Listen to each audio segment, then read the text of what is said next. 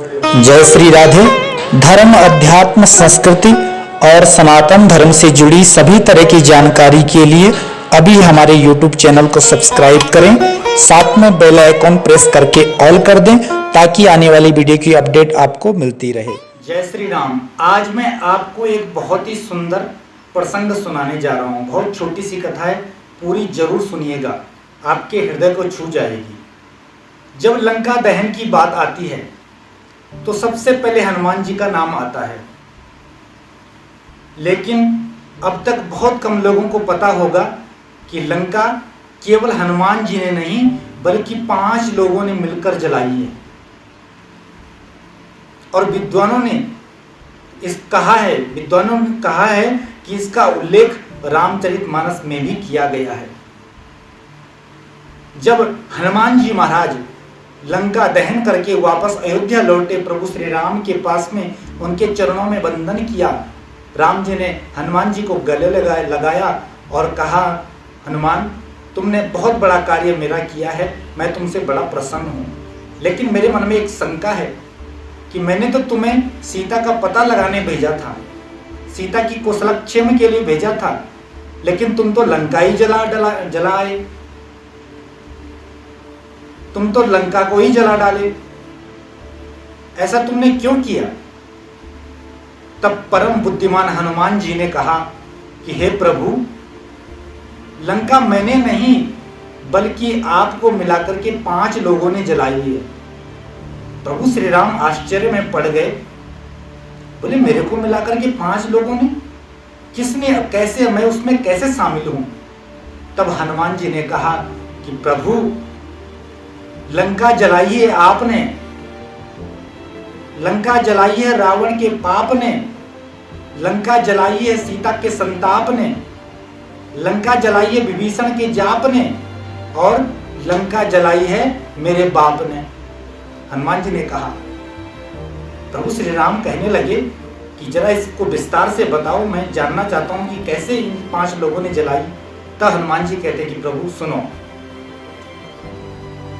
सबसे पहली बात, बोले लंका जलाई आपने।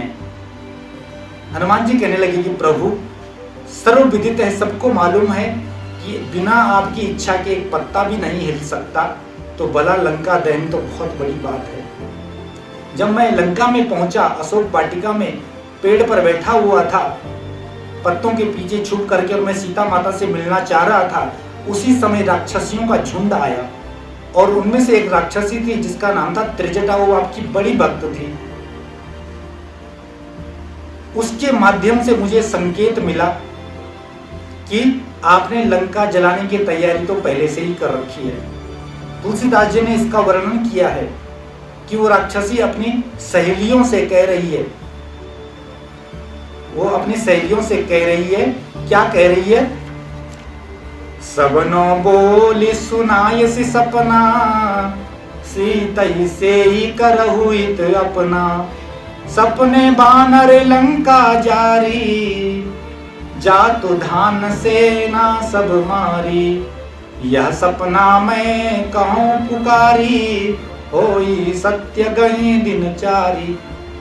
प्रभु, उसके माध्यम से आपने कहा कि उस राक्षसी ने, त्रिजटा ने अपना जब सपना सुनाया कि 2-4 दिन में ही कोई बंदर आने वाला है और उस लंका को जलाने वाला है, तो प्रभु मैं समझ गया कि आपका ये आदेश है, क्योंकि उस समय मेरे अलावा लंका में कोई और बंदर तो था नहीं, तो मुझे पता चल गया कि आपका आदेश है, मुझे ये काम भी करना है, तो इसलिए आप इसमें शामिल हैं। दूसरा, लंका जलाई रावण के पाप ने।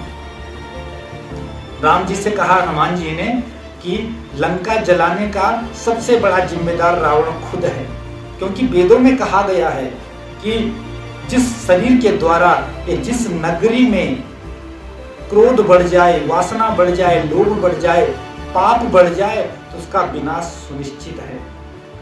तो इसका हकदार स्वयं रावण है। गोस्वामी तुलसीदास जी ने भी ये इसका भी जिक्र किया है कि सुन 10 कंठ कहूं पन रोपी, विमुख राम त्राता नहीं कोपी। हनुमान जी स्वयं रावण से कह रहे हैं, सुनकर शंकर सहस विष्णु अस तोही, सकै न राखी राम कर दोई। और तीसरा कौन है जिसने लंका जलाई? बोले माता सीता। सीता के संताप ने हनुमान जी ने कहा कि प्रभु, जिस नगरी में, जिस देश में, जिस प्रदेश में, जिस घर में सती सावित्री महिला का अपमान होता हो, महिला पर अत्याचार होता हो, उस घर का या उस देश का विनाश सुनिश्चित है। तो इसमें मां सीता की भी बड़ी अहम भूमिका है।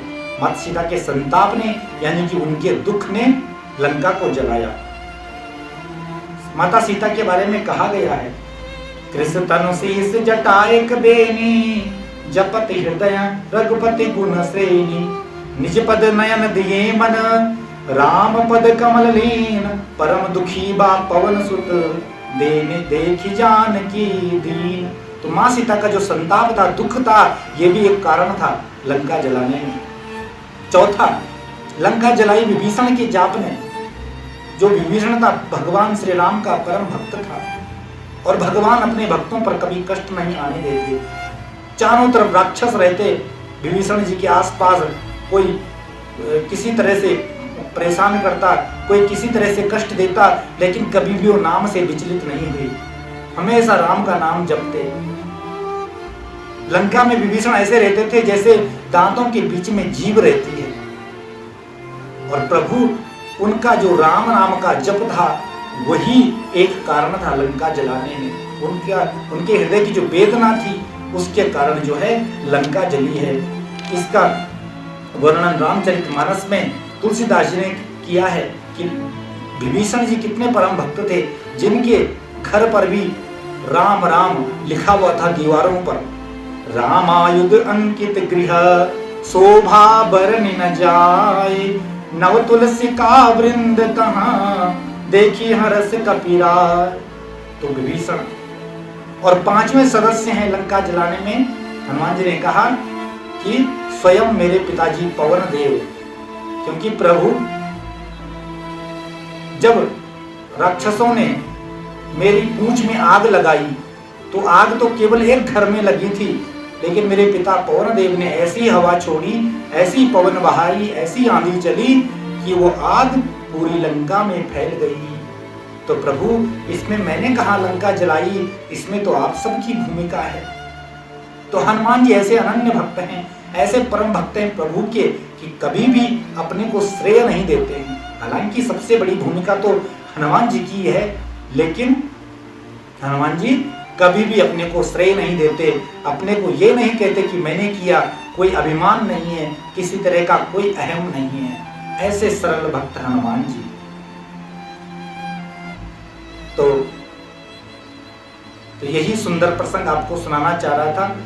कैसा लगा आपको? अच्छा लगा हो तो जरूर अपनी राय दीजिएगा कमेंट में, और इस वीडियो को लाइक कीजिएगा, शेयर कीजिएगा और चैनल को अवश्य सब्सक्राइब कीजिएगा।